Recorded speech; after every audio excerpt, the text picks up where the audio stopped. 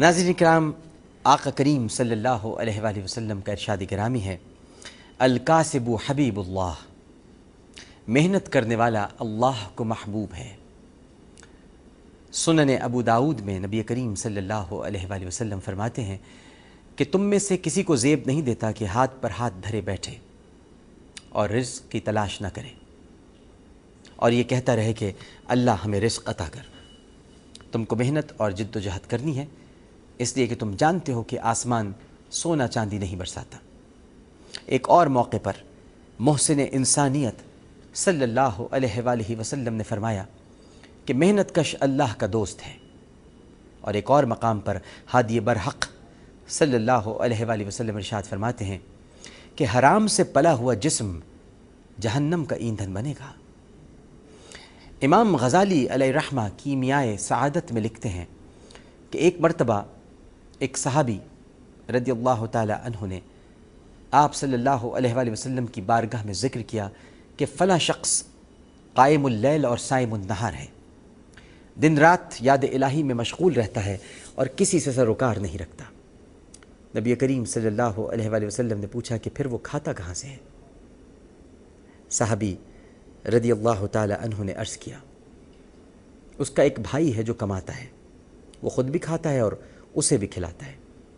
آپ صلی اللہ علیہ وآلہ وسلم نے یہ سن کر فرمایا، اس کا بھائی اس سے بہتر ہے۔ روایت ہے کہ ایک بزرگ رزق کی تلاش میں گھر سے نکلے تو راستے میں جنگل آ گیا۔ انہوں نے جنگل میں ایک معذور لومڑی کو دیکھا، اس کے پنجوں میں کوئی نقص تھا جس کے باعث وہ لنگڑا کر چلتی تھی۔ ان بزرگ کو یہ فکر لاحق ہوئی کہ یہ لومڑی کس طرح سے شکار کرتی ہوگی اور کس طرح اپنے کھانے پینے کا انتظام کرتی ہوگی۔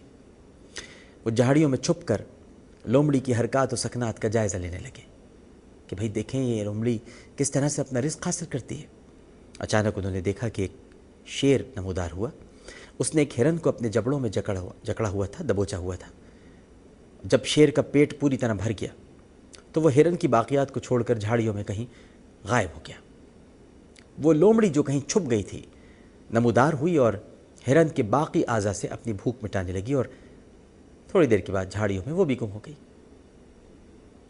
اگلے دن وہ لومڑی پھر اسی مقام پر آئی اور باقی ماندہ اعضاء چبانے لگی۔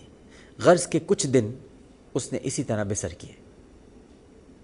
اس واقعے سے اس بزرگ نے یہ نتیجہ نکالا کہ اللہ سبحانہ و تعالی نے اپنی مخلوق کو رزق دینے کا وعدہ فرمایا ہے، لہٰذا اس کے لیے روزانہ کی دوڑ و دھوپ بیکار ہے، لہٰذا اب میں بھی اپنی ضروریات کی تکمیل کے لیے اپنے گھر میں انتظار کروں گا۔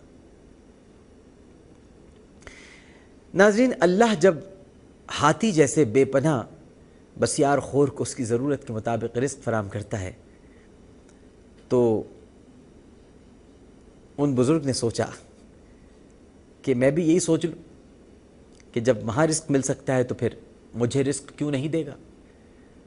حالانکہ ہاتھی نہ تو اپنے رزق کے لیے بھاگ دوڑ کرتا ہے نہ فصل اگاتا ہے، اسے بھی تو رزق وافر مقدار میں مل ہی جاتا ہے۔ لہٰذا یہ خیال دل میں لا کر بزرگ نے پوری طرح خود کو یاد الہی میں غرق کر لیا۔ روزی روٹی کی فکر سے خود کو یکسر بے نیاز کر لیا اور اپنے حصے کے رزق کا انتظار کرنے لگے۔ دن پر دن گزرتے گئے، کوئی ملنے والا بھی ان کی جھوپڑی میں نہیں آیا۔ بھوک کے مارے ان کی حالت بگڑ گئی، نقاہت سے جسم کی ہڈیاں ابھر آئیں۔ اچانک پردہ غیب سے ایک ندا سنائی دی،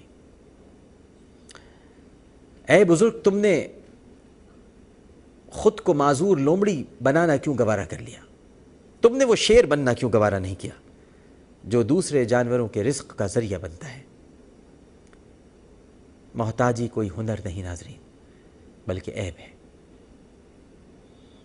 ندا یہ آ رہی تھی کہ اللہ نے تمہیں صحت مند جسم عطا کیا ہے، تم کیوں اپنے لیے اور دوسرے محتاجوں کے لیے رزق کا ذریعہ نہیں بنتے؟ ندا آ رہی تھی، کیا تم معذور لومڑی کی طرح شیر کے ٹکڑوں پر جینا چاہتے ہو، یا اس شیر کی طرح جینا چاہتے ہو جو معذور لومڑی کے رزق کا ذریعہ بنا؟ ندا اب بھی آ رہی ہے ہم سب کے لیے کہ ہمیں شیر کی طرح جینا چاہیے، معذور لومڑی کی طرح نہیں۔